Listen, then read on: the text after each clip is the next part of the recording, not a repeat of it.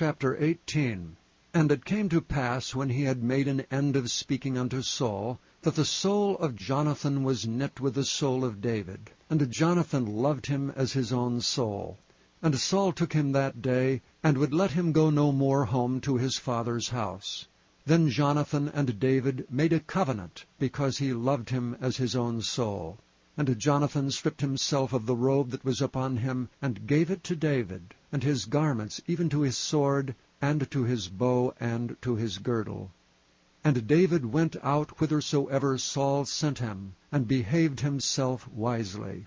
And Saul set him over the men of war, and he was accepted in the sight of all the people, and also in the sight of Saul's servants.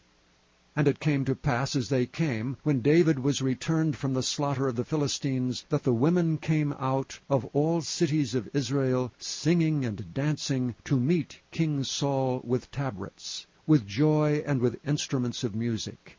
And the women answered one another as they played, and said, Saul hath slain his thousands, and David his 10,000s. And Saul was very wroth, and the saying displeased him. And he said, They have ascribed unto David 10,000s, and to me they have ascribed but thousands. And what can he have more but the kingdom? And Saul eyed David from that day and forward. And it came to pass on the morrow, that the evil spirit from God came upon Saul, and he prophesied in the midst of the house, and David played with his hand as at other times, and there was a javelin in Saul's hand. And Saul cast the javelin, for he said, I will smite David even to the wall with it. And David avoided out of his presence twice. And Saul was afraid of David, because the Lord was with him, and he was departed from Saul. Therefore Saul removed him from him, and made him his captain over 1,000. And he went out and came in before the people. And David behaved himself wisely in all his ways, and the Lord was with him. Wherefore when Saul saw that he behaved himself very wisely, he was afraid of him. But all Israel and Judah loved David, because he went out and came in before them.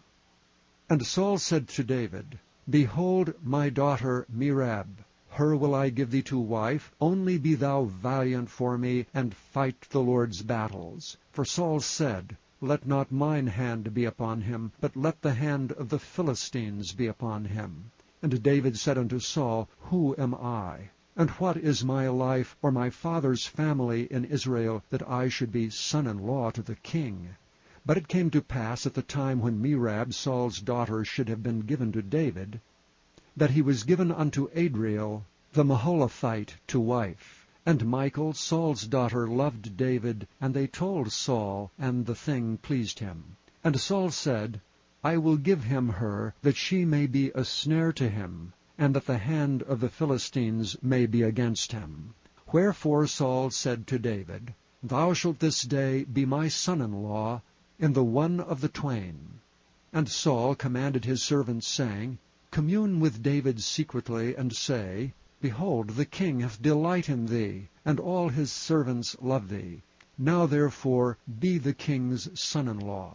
And Saul's servants spake those words in the ears of David. And David said, Seemeth it to you a light thing to be a king's son-in-law, seeing that I am a poor man, and lightly esteemed? And the servants of Saul told him, saying, On this manner spake David. And Saul said, Thus shall ye say to David, The king desireth not any dowry, but 100 foreskins of the Philistines, to be avenged of the king's enemies. But Saul thought to make David fall by the hand of the Philistines.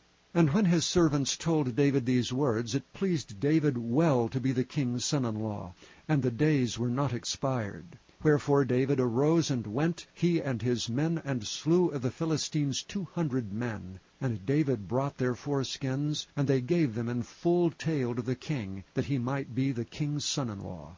And David gave him Michal his daughter to wife. And Saul saw and knew that the Lord was with David, and that Michal, Saul's daughter, loved him. And Saul was yet the more afraid of David, and Saul became David's enemy continually. Then the princes of the Philistines went forth, and it came to pass, after they went forth, that David behaved himself more wisely than all the servants of Saul, so that his name was much set by.